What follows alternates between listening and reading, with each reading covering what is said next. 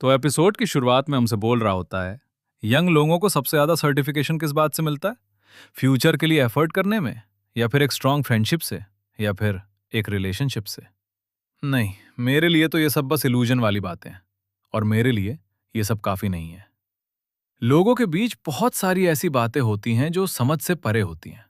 दूसरे शब्दों में कहें तो ऐसे पर्सन का मिलना बहुत ज्यादा मुश्किल होता है जो कि एक दूसरे को समझ सके। लेकिन मेरे लिए, अगर मैं एक दूसरे को समझने का डिजायर नजरअंदाज कर दूं, तो ये सॉर्ड लव अपना मीनिंग खो देता है। और फिर तभी उसे डेस्क ब्रेक लेटर मिलता है, जो कि किसी बंदे ने भेजा होता है, और वो उसको टेनिस कार्ड में मिलने के लिए बुला रही होती है। और वो उसको देख रहा होता है। शट, अब मैं अचानक से आई इस अफेक्शन से कैसे डील करूं? और मुझे लगता है कि कन्फेशन रिसीव करना होगा कि मैं एक सरदर्द है। और फिर वो टेनिस कार्ड के पास पहुंचता है, जहां पे एक पिंगल वाली लड़की बैठी रहती है। और वो उसको देखकर आवाज देते हुए कहता है, वो, या तो ये तुम हो? अगर ये एक्टिविटी रिपोर्ट है, तो बस इसे स्टूडेंट काउंसिल के टेबल पे रख देना।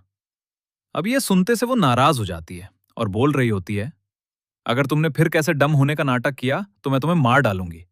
और अगर तुमने मेरी बात नहीं सुनी तो भी। वो घबरा जाता है और मुर्दे बेचने लगता है और कह रहा होता है, पहले ऐसा लगता है कि मुझे कुछ काम याद आ गया।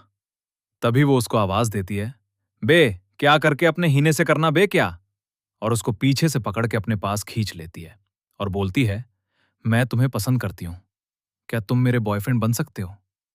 जो सुनने के बाद वो बहुत ज्यादा हैरान हो जाता है और सोच रहा होता है, मेरे को विश्वास नहीं हो रहा कि ये सचमुच कन्फेशन निकला और मैं इससे बच भी नहीं सकता। क्या मैं इसे एक्सेप्ट कर लूं?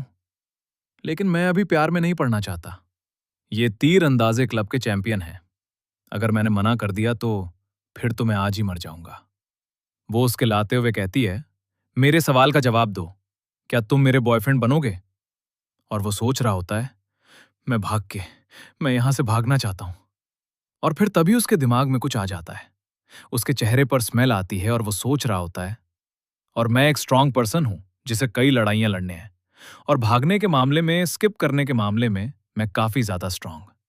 और वो उसके कंधे पे हाथ रखता है और कहता है, मिस वोयाओ, आई एम रियली सॉरी, मैं ऑलरेडी किसी को पसंद करता हूं। और यही बात साइड वाली बंदे ने भी सेम टाइम पर बोली होती है, जो कि फैंस के दूसरी तरफ खड़ी होती है। और वो भी यहां पर किसी को रिजेक्ट कर रही होती है, यही बहाना देते हुए, आई एम रियली सॉरी, लेकिन मेरे पास पहले से कोई है जिसे मैं पसंद करती हूं। वो बंदा कहता है, अच्छा तो तुम्हारे पास ऑलरेडी कोई है, सॉरी। और ये देखकर वो कहने लगती है, तो कहीं तुम भी तो इस सड़े गले से उसका इस्तेमाल नहीं करने वाले, मेरे को अवॉइड करने के लिए? या फिर तुमने अभी किया?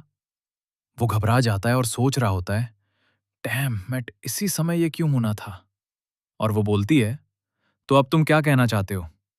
अबे कहता है, मुझे माफ करना, मुझे किसी और के ऊपर क्रश है। और वो उसके करीब बढ़ते हुए कहती है, तो बताओ तुम। अब ये सुनते उसके करीब बढ़ते हुए कहती है, तो मुझे बताओ, आखिर वो कौन है जिसे तुम पसंद करते हो? अगर तुमने नहीं बताया, यादों में मैं हर दिन आकर तुम्हें कन्फेस करूंगी, तुम्हारे घर जाकर, क्लासरूम में, और यहां तक कि स्टूडेंट यूनियन रूम में भी। तो जल्दी मेरे को बताओ वो कौन है। उसके पसीने छूट जाते हैं। वो कहता है, हाँ। और सोच रहा होता है, वो ऐसा क्यों कर रही है? अब मुझे क्या करना चाहिए? और फिर साथ ही वो सोचता है, अरे हाँ, एक फेक बंद तो है। और वो यहां पर किसी का नाम लेता है। ये सीनियर लिंग जो है, यही वो है जिसे मैं पसंद करता हूं, ठीक है? और ट्रे के पास खड़े दूसरी बंदी ने भी ये बात सुन ली होती है। और ये बात सुनने के बाद वो कहने लगती है, अच्छा तो ये वो है। तो ठीक है, मुझे नहीं लगता कि वो तुमको जानती भी होगी। और तुम दोनों के बीच तो कोई रिश्ता भी नहीं है। और इसके अलावा वो अगले साल स्कूल छोड़कर चली भी जाएगी। तो नेचुरली मैं इस बात से काफी चिंतित हूं। और नेचुरली इस न्यूज